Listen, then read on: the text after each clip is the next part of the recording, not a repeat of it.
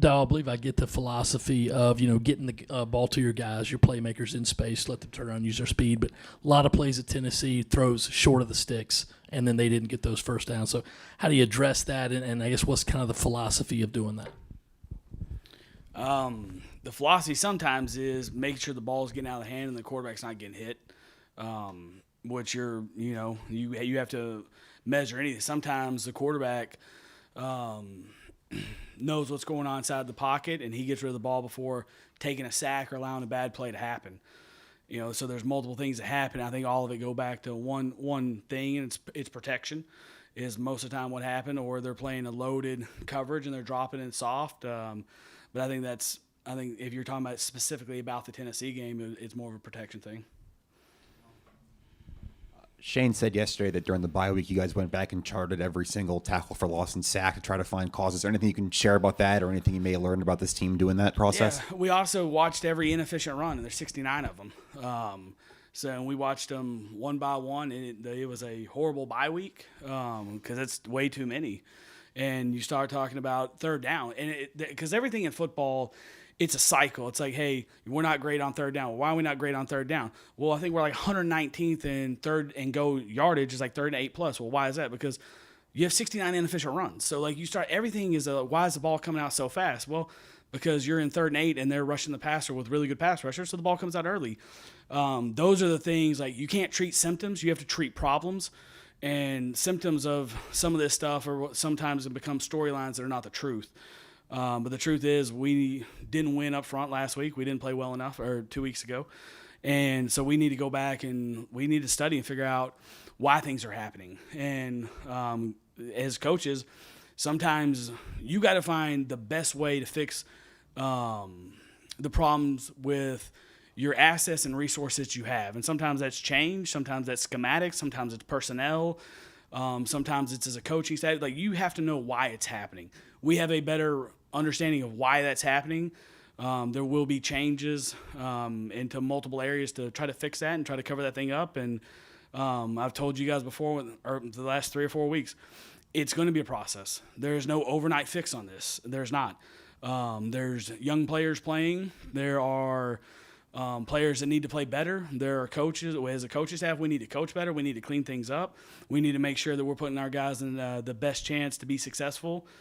So there's a multitude of things that go into that, sacks, TFLs, but you better know why they're happening, and you better find. And sometimes there's not a great there's no hey, there's a magic wand that fixes stuff. Sometimes it's just work and it's a process, and no one likes that, but that's the way it is sometimes. And but as a coaching staff, you need to do your best job to make sure to understand why they're happening and how we're going to clean those things up.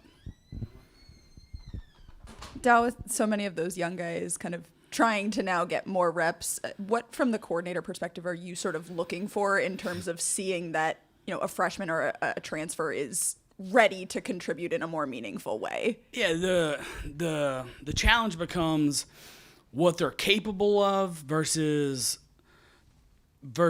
what they handle. And sometimes when I hate saying it because you want to, as a coach, you protect your players, but in the NFL, what would happen is there's a guy that you love and he's smart and he does what you need him to do, but he's just good enough to get you beat. All right. And then there's guys that you're like, hey, this guy's got upside. And you know what? He's going to have to learn in the fire. There's going to be repercussions for this. There's going to be bumps along the way, but we'll be a better team long-term by doing this. And this is a decision coaches have to make, and it's hard sometimes. You have to have courage and guts to be bold and say, hey, we're going to start a true freshman at left tackle in Athens or Knoxville in an unbelievable, awesome atmosphere, and they'll be better for it. There will be bumps along the way. It will be difficult, but long-term, it's what's best for the team because based on potential versus we're spinning our wheels with something else. Dal, you mentioned resources, and I'm sure you wouldn't make excuses up, whether it be injuries or things that obviously happen, just like with every team in the country. But having said that, in terms of what your vision was for the offense, how much of that have you been able to do, and how much have you had to change because of some of these things? How much did last week maybe help out in terms of reevaluating where you guys are at? Yeah, that's what bye weeks are great for. I mean, we're not making excuses because, my first boss ever in coaching said, you are what your record says you are, and we're 2-3. And we're a 2-3 football team. Like, no matter how you want to spit it, that's what our record is. It's frustrating. But yeah, like it's not an excuse. It's fact. It's what it's dealt with. But like, yeah, do you want Juice Wells out there? Sure. Led the SEC in receiving. Heck yeah, we'd love to have him out there. Spencer Rattler would love to have him out there. You can't double when you have two known commodities. You can't double one guy because now you got two. So it just opens up opportunities for other people. But that did happen, and we are a 2-3 football team. That's why we spent the bye week grinding through this stuff, trying to figure out what can we do to fix it as a coaching staff, and what can we do sometimes to. You're not stopping the bleeding, but you got to slow it down, and you got to find ways to do that, and you got to be creative. You got to like challenge yourself, and as a coaching staff, you have to look in the mirror and say, hey, are we doing what's right? Are we doing the best thing for the team? Are we doing what we want to do? And sometimes that's the roster changes and scheme. Like there's no one's running from our problems. We know what our problems are. The bye week did help confirm, make you realize.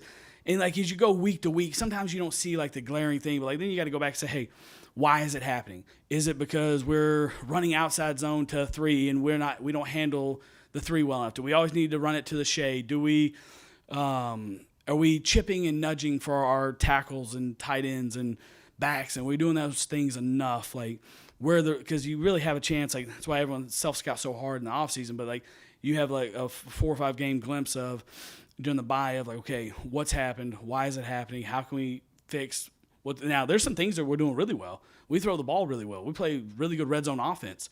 But the things that we do a pretty good job of taking care of the football. Now it's okay. We got to stop the TFLs. We got to stop the non-efficient runs. We got to protect the quarterback better. So that was really what we studied and looked at, and we have a better idea of who we are and what we want to be. And our vision for what it was going to be is irrelevant. It's our vision for what it can be right now with what we have. Dowell, you mentioned multiple changes maybe coming this week down the stretch. You had an opportunity to share some of those? I'll let changes? Coach Beamer talk about all roster things, but there are things, there are people that you guys think should play more. There are things that we get to evaluate weekly on who should be playing, who's practicing well, and practice does matter. Like, we didn't practice well enough against Tennessee. That's why we didn't play well enough. We didn't coach well enough against Tennessee. That's why we didn't play as well as we could have. So we need to do a better job coaching, and we those personnel things get decided through the week is who's getting better, who's trending in the right direction. If a guy's ready to play, we're going to put him in and play him. And if a guy's not, then we're going to continue to work him in till the point where it's time to let him loose. We've proved that we're starting 2 freshmen on the offensive line. Like, we aren't scared to play young people here if they're ready and it's their time. So we're going to continue to evaluate things, and it's the old saying, every day's an interview. As a player, you better feel that when you come in. Like, we love each one of them, and we care about them, and we want them to do well in school and do well life after football. But we're also trying to win football games right now, so every day is an interview. So how you practice determines how much you get to play. And with now 5 games under your belt as a coordinator and film out there, have you noticed any big changes in how teams maybe defend you or this team? No, I think that people try to take away 17, and they know that 7's a really good player. And most of people's plan, Tennessee's plan was, hey, let's see if we can take away 17 and see if these guys can run the football versus a light box, and see if they can beat us up front. With the inefficient runs, I'm sure there's probably been a mix of, missed blocks up front or running back, making whatever mistake.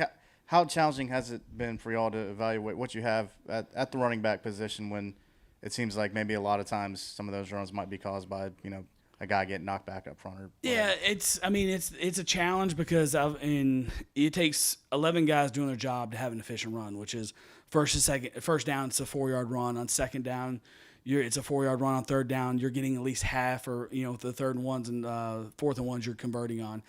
The challenge becomes when we're rotating offensive linemen like we are, like guys playing together, and now getting those guys to play together and get used to combinations and making sure their combination blocks there is an element of the longer you play with someone, like your combinations, like when I say combinations, like when 2 guys are working together, that they're not loose, or when you say, hey, it's foot to foot, hip to hip, and that's how we're doubling guys. Like, they need to play together and they need to experience that stuff. So there's definitely challenges to both aspects for the offensive line and the running back, but it's the advantage of by doing that study is you get to go through and say, hey, this is what we need to work on. And then you get to, as a coach, you get to say, hey, look, we can go clean this up in individual. And it may not be perfect this week, and it may not be perfect next week, but if you're making strides to get better and you're getting better with that stuff, then that's what's important. It's not, it's not going to be overnight. And it's for the running backs, it's definitely a challenge of when technique's not sound, or part of it's on them as well, making sure their eyes are on the right spot, they're making the right cuts. So it's 11 guys on offense. It really is. Like, I wish you could say, hey, if we could change this one thing, then we would have no inefficient runs. But it's 11 guys playing better football and more fundamentally sound football more so than anything. It's not necessarily a personnel thing. It's being more fundamentally sound. What type of strides are you making to make this team get better every day? What kind of strides are we making?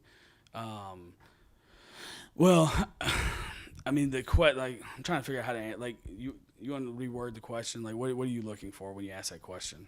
Like, what kind of strides are we making?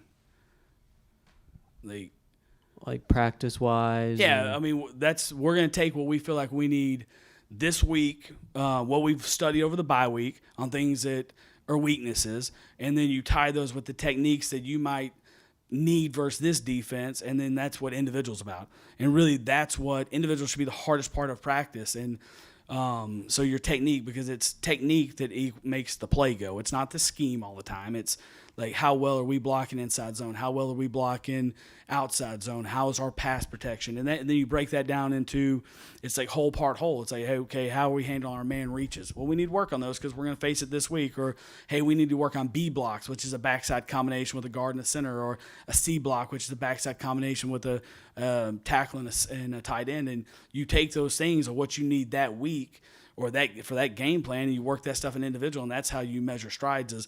Does your teaching go to the field? Can they take their meeting to the individual, to the field, to Saturday? And that's how every coach is evaluated. Is your group performing to the best of the ability? Each position group, are they performing to the best of their ability?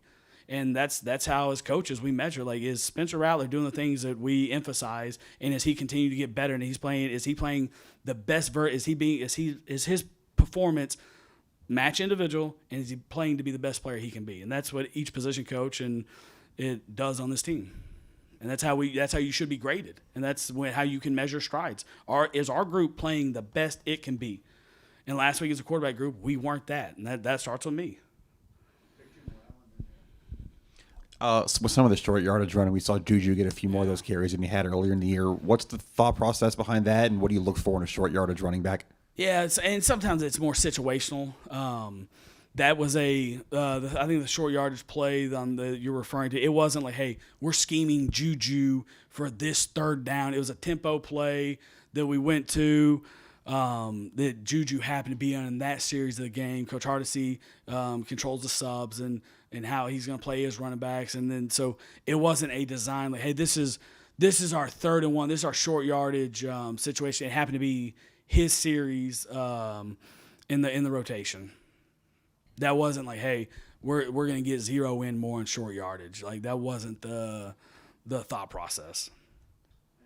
With the inefficient and efficient run stuff, you said so 1st and 2nd down are 4 or more yards. Yeah. And what was the 3rd down? Third down is if it's 3rd and 1, it has to be a conversion. If it's 3rd and 7, most time when people run the ball on 3rd and 7, they're trying to create a 4th down situation. So do you get half the yardage, back to put yourself in an advantageous situation to go for? When you guys are watching college and NFL games, it happens in college football a lot more. Like in the NFL, people don't they very seldomly throw the football on 3rd down and 2 to 3 plus. Like, it's all passing. College football, people run the ball a lot more. I mean, there's a lot of under center runs. I'm watching Utah and Florida play, and like they're under center on 3rd and 4, handing the ball off. And my background, I'm sitting there like 3rd and 4. Like, what if you don't get it? Like, I'm throwing a pass. Like, to be completely honest, but like those are like, so sometimes when you see those, hey, someone calls a run on 3rd and 7, they're not trying to get that. Like, they're not in their mind. They're not saying like, hey, we're going to pop this run for 8 yards on 3rd and 7. It's like, hey, let's get it into 3rd manageable, or 4th down. We're going to go for it on 4th down. So let's get into 4th and manageable. So you really want to get half the distance right there. Appreciate you guys. Thank you.